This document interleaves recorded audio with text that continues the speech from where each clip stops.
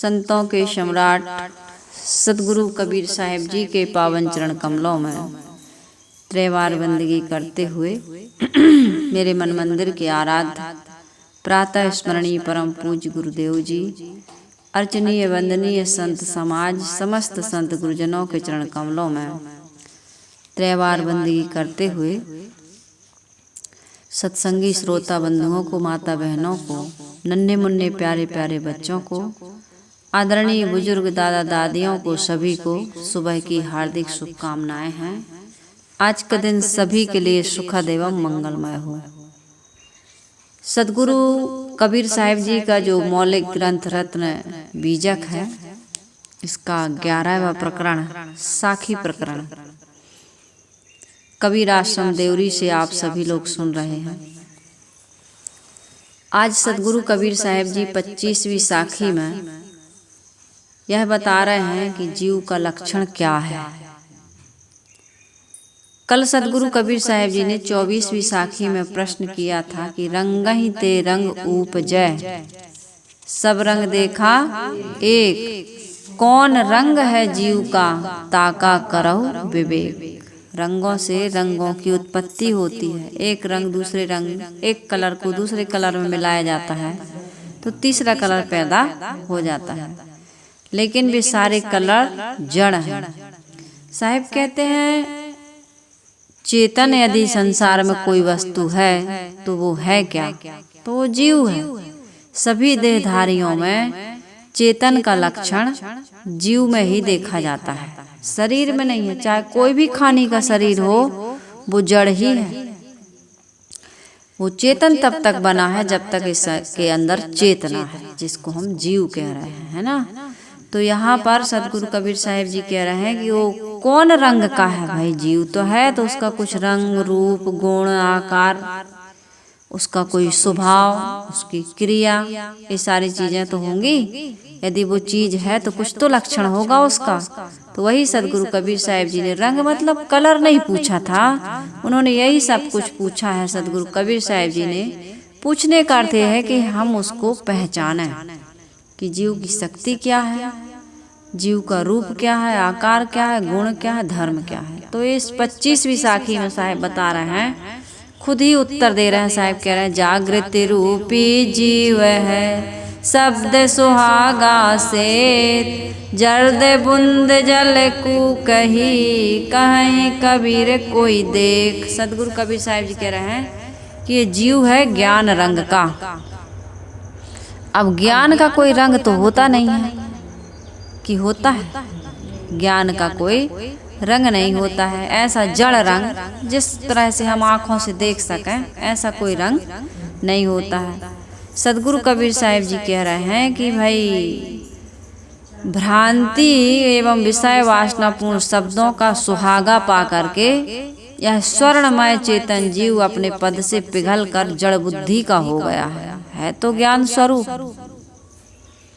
इसके अंदर इतना ज्ञान है कि जितना भी ज्ञान विज्ञान का विकास हम देख रहे हैं संसार में, भौतिक क्षेत्र में, आध्यात्मिक क्षेत्र में, विज्ञान के क्षेत्र में, कला कौशल के क्षेत्र में, किसी भी क्षेत्र में, ये किसका करिश्मा है, किसका जादू, किसकी शक्ति है?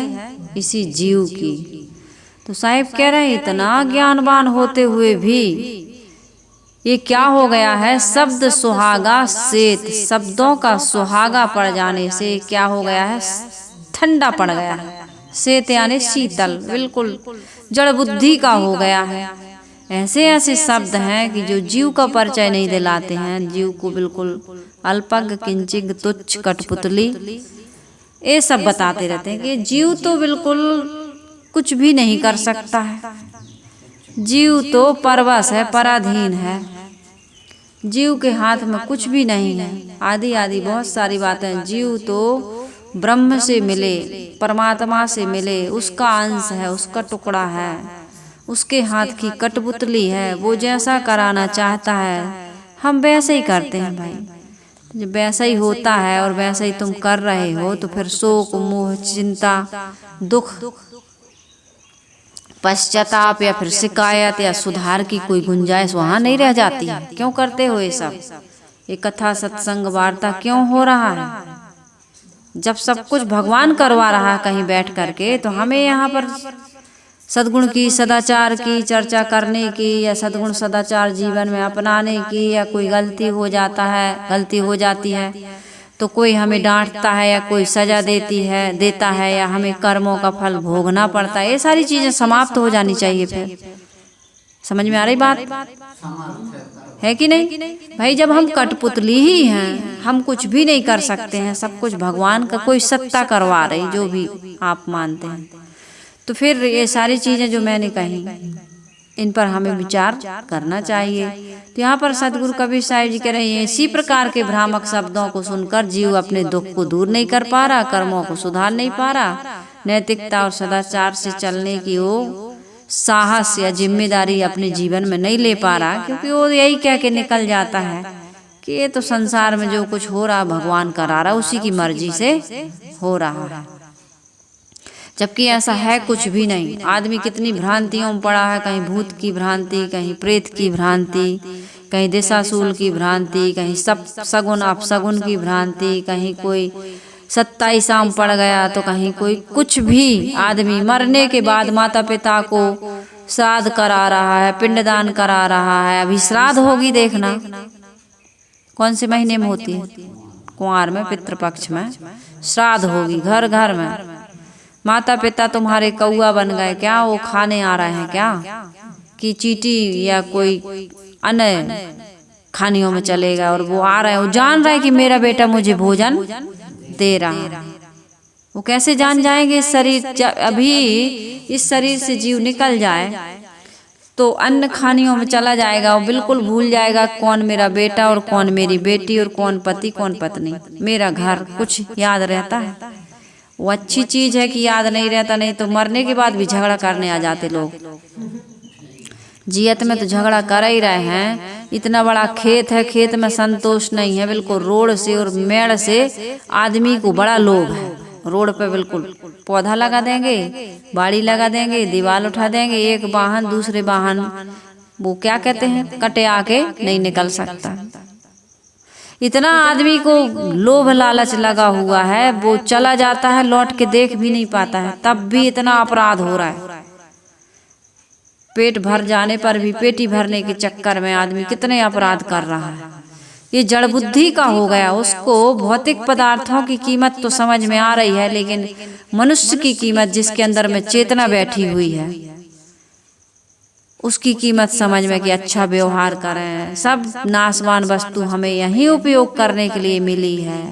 इसमें ज़्यादा लोभ लालच मोह ममता आसक्ति बैर विरोध लड़ाई झगड़ा राग द्वेष नहीं करना चाहिए, जिससे हमारे परिवार का, समाज का जो जीवन है, जो दिनचर्या है, जो हमारी विचार भावना है, व्यवहार है, सब आहत हो रहे हैं। ऐसा वो नहीं सोचता है। कई प्रकार की जड़ बुद्धि हो गई है, देह को ही, देह के भोगों को ही, या फिर ये जड़ देवी देवता जो पूज रहे, पेड़ पहाड़ पानी पत्थर पर्वत आदि, इन्हीं में वो लगा हुआ है। साहब कह रहे हैं कि जागृत रूपी जीव है, ज्ञान स्वरूप है, लेकिन शब्द सुहागा से, जैसे सोना को सुहागा में डालो तो बिल्कुल पानी बन जाता है, इसी प्रकार से जीव भ्रामक शब्दों में, मनगढ़ंत कहानियों में, जो धर्म ग्रंथों में इस प्रकार की अंधविश्वासपूर्ण बातें बताई गई हैं, उनमें लगा हुआ है। कहीं पिंडदान करने में, कहीं श्राद्ध करने में, कहीं दिशाशूल के चक्कर में, ये सब पूजा पाठ करवाने में, ये पूजा करवा लो, ये यज्ञ करवा लो, ये हवन करवा लो। अरे जीवन ही यज्ञ है। बुराई दोष दुर्गुणों की बलि होम कर देना, यही हवन है। ज्ञान की अग्नि में इन दोष दुर्गुण बुराइयों का हव्य कर दो, समाप्त कर दो इनको, फिर देखो जीवन कितना सुंदर बनता है। हमारे जीवन में दुख नाम की, समस्या नाम की, तकलीफ नाम की कोई चीज नहीं रह जाती है। जो इस प्रकार का जीवन जीना, जो सच्चा ज्ञान, जो जीव के स्वरूप को समझ जाता है, उसकी शक्ति को समझ जाता है, उसके अंदर में इतनी शांति है, इतनी अमरता है हमारा उसके अंदर, मतलब अंदर बाहर सब कहीं, केवल अंदर ही नहीं। ये जीव का लक्षण सदगुरु कबीर साहिब जी बता रहे हैं कि जागृत रूपी जीव है, जागृत का अर्थ ही होता है ज्ञान तथा रूपी का अर्थ होता है रंग वाला। ये जीव कैसे रंग वाला है? कैसे रंग वाला है? ज्ञान रंग वाला है। अर्थात जीव ज्ञान रंग वाला है। क्या ज्ञान कोई रंग है? नहीं, कोई पीला लाल आदि रंग नहीं है। तात्पर्य इतना है कि जीव केवल और केवल ज्ञान स्वरूप है। शुद्ध स्वरूप चेतन जीव की मौलिकता किसमें है? ज्ञान में। जड़ पदार्थों में गुणधर्म क्रिया आकार होते हैं। जैसे पृथ्वी का गुण क्या है? गंध। धर्म क्या है उसका? स्वभाव। धर्म क्या है? कठोर है। कैसे भूल गई? गुण है गंध, धर्म यानी स्वभाव को कहते हैं, वो कठोर। और क्रिया क्या है? सहज है वो।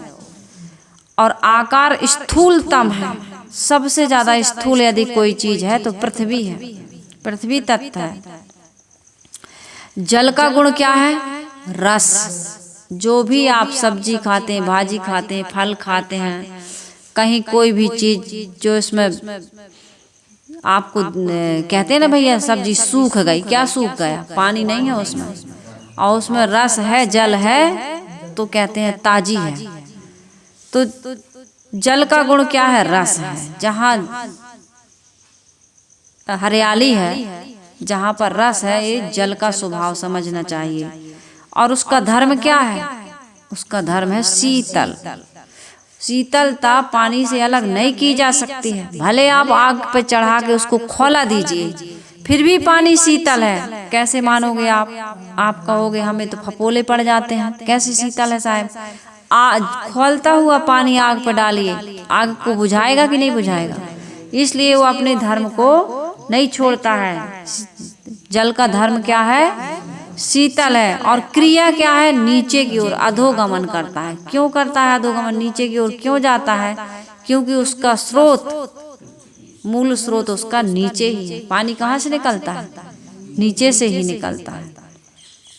ये आकाश से पानी बरसता है, आकाश में नहीं हो तो भाप वाष्पीकरण द्वारा समुद्र से जो भाप बन के आकाश में बादल बन के जो बरस रहा है वो अलग चीज है। आकार क्या है उसका? स्थूल। पानी भी स्थूल है। आग का गुण क्या है? रूप। धर्म क्या है? उष्णता, जलाना, प्रकाश देना। क्रिया क्या है? ऊपर की ओर जाती है। कभी भी आप आग जलाना तो धुआं जो हो गया और आग की लौ जो होगी ना, आग की लौ ऊपर की ओर जाएगी। क्यों जाती है ऊपर की ओर? क्योंकि सूर्य, अग्नि का स्रोत क्या है? ऊपर है। अग्नि का देवता सूर्य है। सूर्य अग्नि का देवता है ना, तो वो उसी की तरफ जाता है। कारण, कार्य कारण में विलीन होता है ना, इसलिए वो ऊर्ध्वगमन करता है। और आकार उसका सूक्ष्म होता है। और वायु का गुण स्पर्श और शब्द है। यदि कहीं हम लोग पहले बचपन में लाउड स्पीकर, कहाँ जगह जगह ऐसे नहीं होते थे, है ना, तो जब कभी लाउड स्पीकर दूर चलता था तो जिस तरफ हवा आती थी उस तरफ आवाज, कभी कभी हवा के झकोरे चलते थे ना, तो कभी तेज आवाज आती थी, कभी कम आती थी। तो ये शब्द और स्पर्श किसका धर्म है? गुण है वायु का। और धर्म उसका क्या है? कोमल। अरे दूर पानी गिरा है कहीं, तो आपको ऐसा लगता है इतनी ठंडी ठंडी हवा आ रही, कहीं पानी गिर गया। लू चलती है तो गरम गरम हवा लगती है। तो इसका धर्म क्या है? कोमल या कठोर। जैसी है, जैसी जलवायु है वैसा वो आपको अनुभव करा देती है। वायु की गति कैसी है? क्रिया कैसी है? तिरछी चलती है। और आकार इसका सूक्ष्मतम है। इसी प्रकार यदि जीव का कोई गुण धर्म पूछे, स्वभाव पूछे, क्रिया पूछे, आकार पूछे, तो सिर्फ ज्ञान है। ज्ञान गुण है, ज्ञान धर्म है, ज्ञान क्रिया है, ज्ञान आकार है। ज्ञानाकार जीव जाने सोई। जीव का आकार ज्ञान ही है और इसके अलावा उसका कोई आकार नहीं हो सकता। उसका कोई धर्म नहीं है, केवल ज्ञान ही उसका धर्म है। उसकी ज्ञान ही क्रिया है, ज्ञान ही धर्म है, ज्ञान ही आकार है। सब कुछ ज्ञान है। सर्वहु को जाने सो तो सर्वहु से न्यारो रहे, सोई गुरु रूप निज पारख लखायो। सबको जानता है लेकिन सबसे पृथक है। और सब में किसी में भी वो मिलता नहीं है। ऐसा हमारा ज्ञान स्वरूप आत्मा ये जीव जिसको कह रहे हैं साहेब, आत्मा भी कह सकते हैं, जीव भी। इस लोगों ने अपने अपने ढंग से इसका नाम रखा। जैसे मेरे 2-3 नाम हैं, आप और भी नाम रख सकते हैं। कुछ भी नाम, आदमी के कितने नाम होते हैं, पद के हिसाब से, है ना, अवस्था के हिसाब से नाम बदलते जाते हैं। तो इस प्रकार सदगुरु कबीर साहिब जी कहते हैं कि ऐसा शुद्ध ज्ञान स्वरूप जीव शब्द सुहागा से सेत हो गया, अर्थात शब्दों का सुहागा पाकर के वह पिघल गया, जड़ बुद्धि का हो गया। आप जानते हैं कि सोना में सुहागा डालने से वो पिघल जाता है ना। सुहागा डालकर आँच दिखाने से सोना पिघल जाता है। जीव किस तरह पिघल गया? यहाँ पिघलने का अर्थ यह नहीं है कि वो तरल बन गया, अपने स्वरूप को खो दिया, ऐसा नहीं है।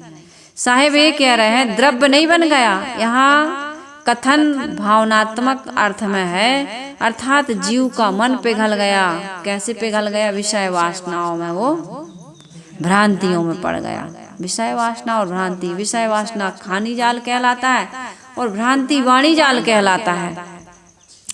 ये प्रत्यक्ष में और परोक्ष में भटक रहा है। प्रत्यक्ष एक संसार दिख रहा है, 5 विषय, इससे नहीं उबर पा रहा, और परोक्ष मन गढ़ंत कथाओं में हमसे अलग ब्रह्म है, हमसे अलग परमात्मा है, हमसे अलग कोई देवीय शक्ति है, हमसे अलग कोई स्वर्ग होगा, मोक्ष होगा, धाम होगा, कहीं कुछ नहीं है। हमसे अलग कुछ भी नहीं है। जो कुछ है हमारे ही पास है। हमसे अलग हम जब खोजने लगते हैं तो हम भटक जाते हैं। इसलिए सदगुरु कबीर साहिब जी कह रहे हैं कि ये शब्दों का सुहागा पाकर, भ्रामक शब्दों को पा करके खानी और वाणी के जाल में पड़ गया। ऐसा क्यों हुआ? क्यों हुआ? क्योंकि हमको भ्रांतिपूर्ण शब्द मिले आज तक। या तो भोगों की प्रशंसा सुनी हमने, या फिर कोई भोग को त्याग करके भोगों से ऊपर उठना चाहा, तो ये परोक्ष के परमात्मा में भटका दिया हमको। ये नहीं बताया कि तेरे ही अंदर अंतर्यामी बैठा हुआ है, परमात्मा बैठा हुआ है, और तू ही है। बैठा हुआ भी दूर की बात है, तू ही तो परमात्मा है। तू ही तो ईश्वर की कल्पना करता है, तू ही तो धर्म ग्रंथों को रचता है, तू ही तो सारे नियम कानून कायदों को जानता है, मानता है, बनाता है, और तू ही तोड़ भी सकता है। साहिब ने कहा ना, मैं तो ही पूछूं पंडिता शब्द बड़ा की जीव। ये शब्द बड़े हैं कि जीव बड़ा है? जिस जीव से शब्दों को रचा जा रहा है वह जीव बड़ा है, शब्द बड़ा नहीं है। और तुमने शब्द सुन करके, भ्रामक शब्दों को सुन करके उन्हीं को सत्य मान लिया कि मुझसे अलग कोई सत्ता होगी, शक्ति होगी, और वही सत्य होगा। वो सत्य नहीं है। पहले तुम अपने आप को जानो, तुम सत्य हो, क्योंकि तुम परम सत्य इसलिए हो, सत्य इसलिए हो कि तुम ही सबकी कल्पना करते हो। जहाँ मनुष्य नहीं है वहाँ किसी प्रकार की कोई उन्नति प्रगति नहीं है। प्रकृति, जंगल में फूल खिलते हैं वहीं झड़ जाते हैं, उनकी क्या कीमत है बताओ? जैसे फूल उजार का मिथ्या लग झड़ जाए, सदगुरु कबीर साहिब जी ने कहा है। इसी प्रकार से यदि कोई वहां पर किसी भी प्रकार की कीमती वस्तु है, हीरा अपना मोल जानता है क्या? हम उसकी कीमत बढ़ाते हैं। जिस चीज की कीमत बढ़ाते हैं, इस पत्थर की कीमत कौन बढ़ा रहा है? मनुष्य बढ़ा रहा है। इसकी मूर्ति बना देता है, फिर मनुष्य इसकी प्राण प्रतिष्ठा कर देता है, फिर मनुष्य इसको कहता भैया ये भोग देता है, मोक्ष देता है, इसकी इस तरह से पूजा करो। किसने बढ़ाई उसकी कीमत? हमने, आपने। तो हम अपनी कीमत नहीं बढ़ा पा रहे। इस बात से दुखी होकर के सदगुरु कबीर साहिब जी कह रहे हैं कि जागृत रूपी जीव है शब्द सुहागा सेत। आगे सदगुरु कबीर साहिब जी कह रहे हैं कि इन भ्रामक शब्दों में पढ़ करके देवी देवताओं तथा अदृश्य कल्पनाओं की भ्रांतियों में पढ़ करके इसने अपने कल्याण के कार्य को भुला दिया। सदगुरु कबीर साहिब जी कहते हैं विषय वासना वर्धक एवं भ्रामक शब्दों को सुन सुनकर मनुष्य के मन में जड़ता रूपी ऐसा बर्फ का गोला जम गया कि अब वो पिघलने का नाम ही नहीं लेता। वह भ्रामक शब्दों को पाकर के बिल्कुल ठंडा हो गया, जड़ बुद्धि का हो गया है। आगे साहिब जर्द बुंद जल कूकही की दशा में पहुंच गए। या भ्रमत जीव कर्म वासनावश माता का जर्द यानी जर्द बुंद जल कूकही अर्थात माता के और पिता के रजवीर्य में मिल करके जल बुदबुदा रूप इस शरीर की रचना करने लगा। कौन करता है शरीर की रचना? मनुष्य स्वयं। यदि बीज न बोए इस प्रकार के तो कोई हमें देह धारण नहीं करा सकता। सब कुछ सिस्टमेटिक ढंग से हो रहा है, यहाँ किसी पर कोई जोर जबरदस्ती नहीं कर सकता है। आदमी स्वयं अपने कर्मों से खानियों में जाने की तैयारी करता है। हम ना चाहें तो हमें कोई बंधन में नहीं डाल सकता, हमसे कुछ नहीं करवा सकता है। हम स्वयं भ्रामक शब्दों के जाल में पड़ करके इस प्रकार की खानियों के जो शरीर बनाने की संरचना कर रहे हैं। तो साहिब कह रहे हैं कि रजवीर्य में मिलकर के जल बुदबुदा रूप शरीर की रचना करना अभिप्राय यह है कि अध्यासी जीव जन्म मरण के प्रवाह में पड़ा हुआ है। कहीं कबीर कोई देख, सदगुरु कबीर साहिब जी कहते हैं, इस प्रकार सम्यक रूप से जीव को कोई बिरला समझता है। इस रहस्य को जानने वाले कोई बिरले लोग हैं कि मैं बारंबार पुनरपि जननम पुनरपि मरणम पुनरपि जननी जठरे शयनम की इस प्रक्रिया में क्यों पड़ा हुआ हूँ। सदगुरु कबीर साहिब जी कहते हैं कि पहली बात तो यह है कि जीव शुद्ध ज्ञान स्वरूप को समझे, अपनी मौलिकता का उसको बोध हो और पूर्ण जग जाए। क्या हो जाए? जग जाए। और ऐसी साधना करे, ऐसी सावधानी रखे कि ना उसको कोई ईश्वर ब्रह्म परमात्मा देवी देवता की जरूरत है और ना उसको किसी प्रकार के भोगों की जरूरत है। प्रारब्ध के अनुसार भोजन मिलेगा, वस्त्र मिलेगा, आवास मिलेगा, प्रारब्ध के अनुसार, और पुरुषार्थ भी करते हैं हम। एक शराबी को भी सुबह से शाम तक शराब पीने का जुगाड़ लगा लेता है। वो शराबी है, बिल्कुल कुछ भी नहीं करता है, लेकिन सुबह शाम तक पीने के जुगाड़ बन जाता है उसका कि नहीं बन जाता? अरे तुम तो इतने कर्मठ हो, सबल हो, समझदार हो, तुम्हें भोजन वस्त्र आवास नहीं मिलेगा? मिलेगा। और जो अनावश्यक है, अतिरिक्त है, अधिक है आवश्यकता से, देखो यहीं छोड़ के जाओगे कि नहीं जाओगे? चाहे कमा लो खूब हीरे और मोती, लेकिन ये तो हमको पता है कि कफन में जेब नहीं होती, ले जाने की तो कोई गुंजाइश जरूरत भी नहीं है, जरूरत भी नहीं है। जन्म से ही सब कुछ मिल जाता है। कर्म ऐसे करो कि बढ़िया धनी परिवार में जन्म हो जाए तुम्हारा। आज इतना दे करके जाओ कि जहाँ जाओगे वहाँ बिना कमाए मिल जाए आपको। यही ले जाना है। जो दे के जाता है वो लेके जाता है, और जो खा के जाता है वो खो के जाता है, और जो गाड़ के जाता है ना वो छोड़ के जाता है। बैंक में पहले के लोग जमीन में गाड़ते थे, जो गाड़ गया सो छोड़ गया, और जो दे गया सो ले गया, जो खा गया सो खो गया। खा के खत्म कर दिया, लेकिन गाड़ के जाओगे छोड़ के जाओगे, और दे के जाओगे तो लेके जाओगे। एक राजा था। संत ने पूछा कि भाई तुम्हारे पास कितनी संपत्ति है? ओ तो अरबों खरबों की संपत्ति वाला था, अरबों खरबों की संपत्ति का मालिक था। उसने कहा सरकार केवल 2 लाख का मैं मालिक हूँ। संत ने कहा ऐसा कैसे भाई, मुझे दिख रहा है तुम्हारे पास अरबों खरबों की संपत्ति है, आप कहते हो सिर्फ 2 लाख का मालिक हूँ। कहा महाराज आज तक मैंने सत्संग में यही सुना है कि जो दिया जाता है दीन दुखियों को, जरूरतमंदों को, असहायों को, पवित्र आत्माओं को, उनसे जो हमको आशीर्वाद मिलता है कि जाओ तुम्हारा भला हो, तुम्हारा धर्म, तुम्हारा पुण्य, तुम्हारी भक्ति बढ़ती रहे, कभी घटे ना। ऐसे भलाई परोपकार के काम आप आजीवन नहीं जन्म जन्मांतरों तक करते रहें। तो इस कारण से मैंने कहा कि मैंने अभी तक सिर्फ 2 लाख खर्च किया है।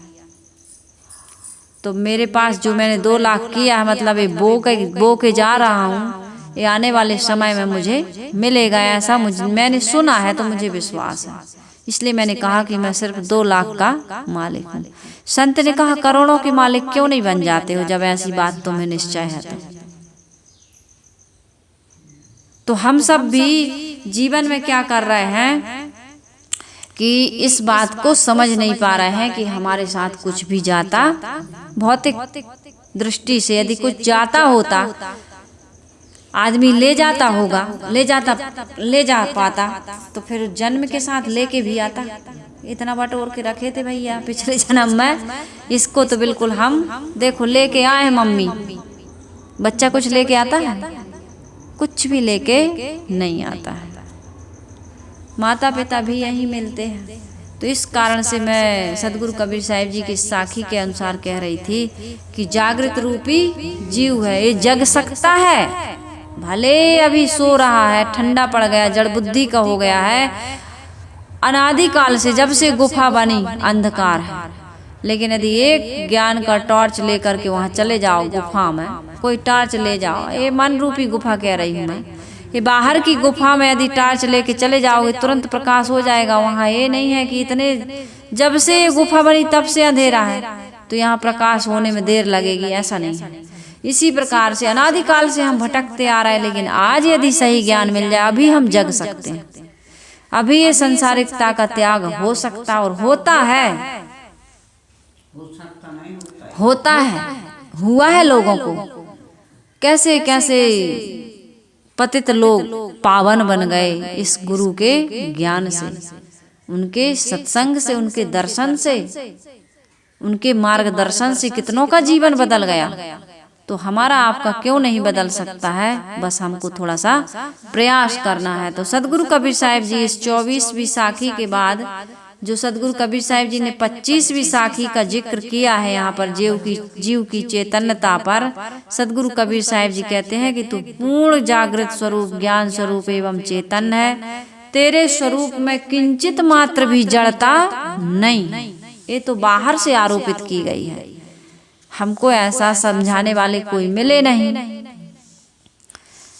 कि हमें आत्मा का बोध दे और ये संसार की वास्तविकता बताएं कि हम भटक रहे हैं भोगों में। तो भोग के हमने देख लिया, नहीं देखा आप लोगों ने?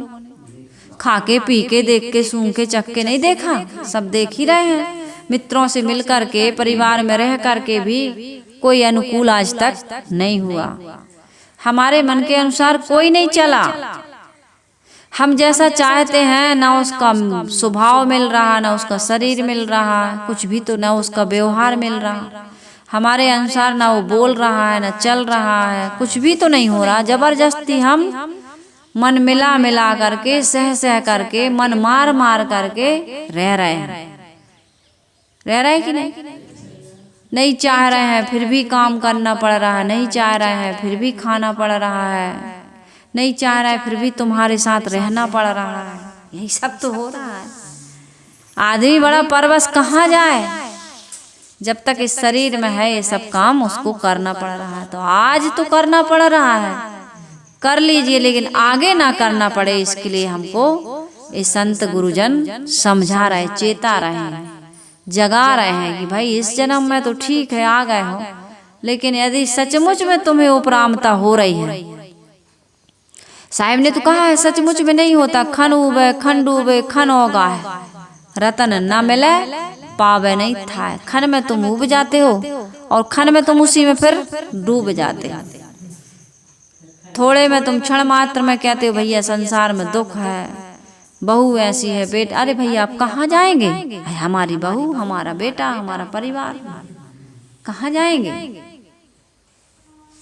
तो कहीं ना जाओ, भागने के लिए नहीं कह रहे हम, मन से भागो, मन से।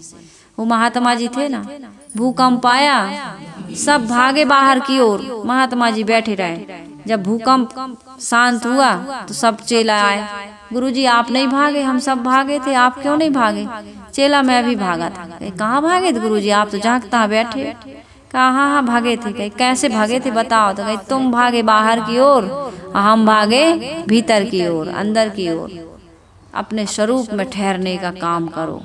बाहर भटकने से, भागने से, ये प्राणी पदार्थ है, धन संपत्ति, बाहर की ओर जो भाग रहे हैं ना, शरीर में हम आसक्त हैं, हम ये बाहर की चीजें हैं, ये छूट जाएंगी।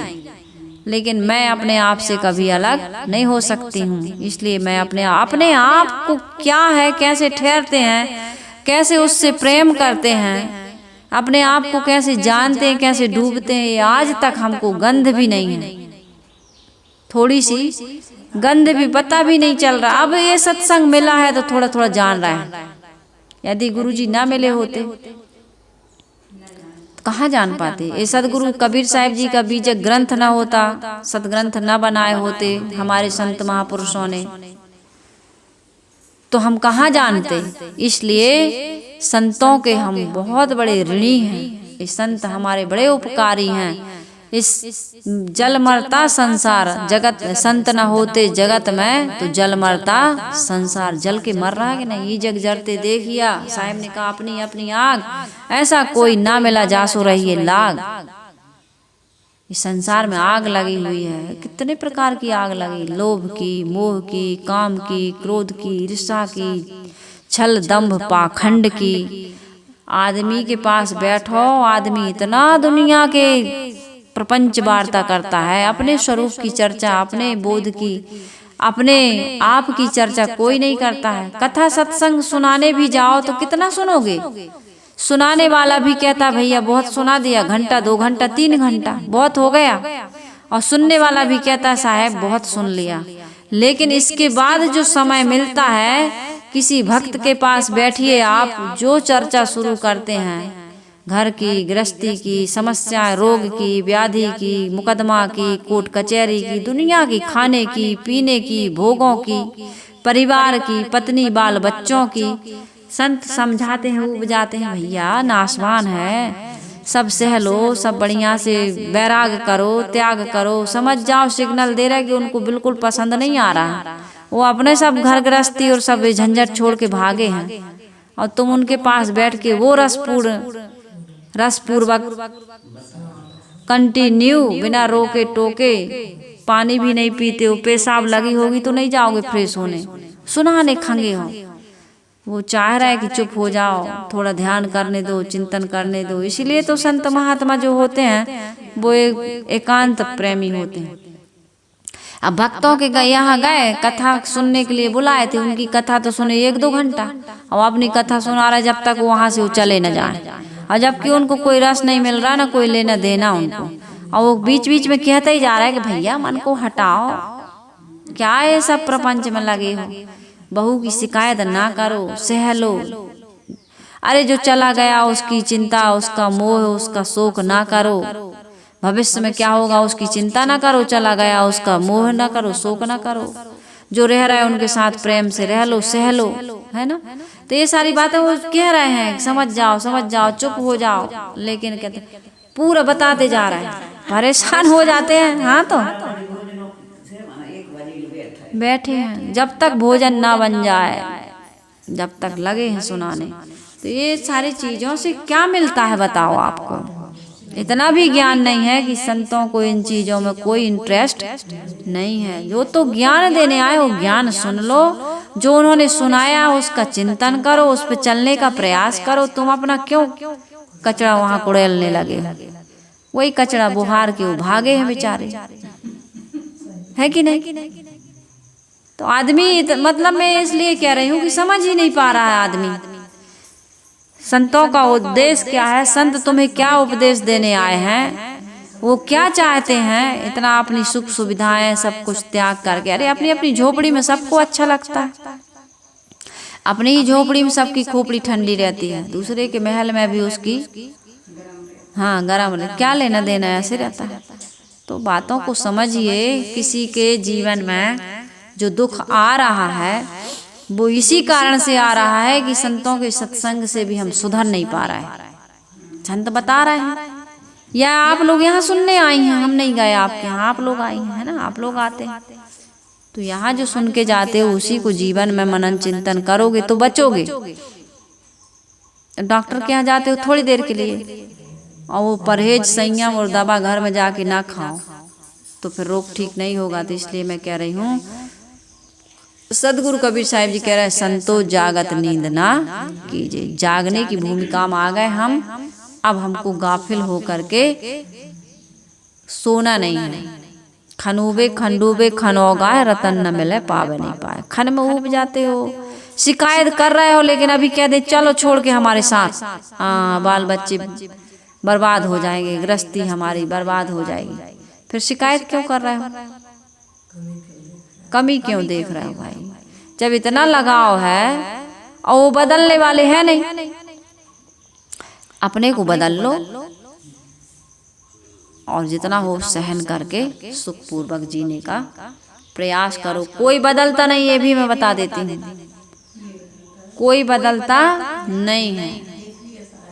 जिसने रोग को ही दवा समझ लिया है, रोग को ही दवा समझ लिया है, उसके जीवन में रोग दूर होने की कोई गुंजाइश है?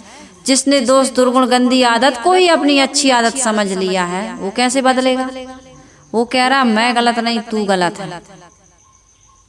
उस व्यक्ति को तुम जीवन भर हो गए समझाते, वो कहता ही नहीं मम्मी पापा गुरुजी मुझसे गलती होती है, मुझे सुधार का रास्ता बताओ। कहता है वो? नहीं कहता। तुम उसको लगे हो इलाज करने, वो जाके फिर कुपथ ले लेता है। दवाई इतनी सी रहती है, कुंटल 2 कुंटल की थोड़ी रहती है। भोग कितना बड़ा रहता है और दवा कितनी छोटी रहती है। रोग बड़ा और दवा छोटी, तुम कितना समझाओगे उनको? इसलिए भाई सदगुरु कबीर साहिब जी कहते हैं रतन ना मिले पावे नहीं था। तुमको रतन कहाँ मिलेगा? क्योंकि था ही नहीं पा रहे हो। ये संसार में तुम उलझ उलझ के मर जाओगे। संसार के लोगों को तुम बदल नहीं सकते, अपने अनुसार चला नहीं सकते, इसकी कोई संभावना नहीं है। तुम उनके सांचे में जितना ढल अपने को ढाल सकते हो, अपने में न ढालो, जितना ढल सकते हो ढल जाओ। ये तुम्हारी समझदारी है। नहीं ढल सकते हो तो वहां से टल जाओ, हट जाओ, भाग जाओ।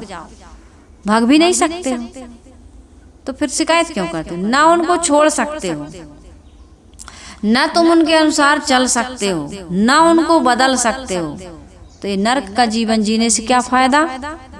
इसलिए सदगुरु कबीर साहिब जी कहते संतो जागत नींद न कीजे, काल न खाए कल्प नहीं व्यापे, देह जरा ना छीजे।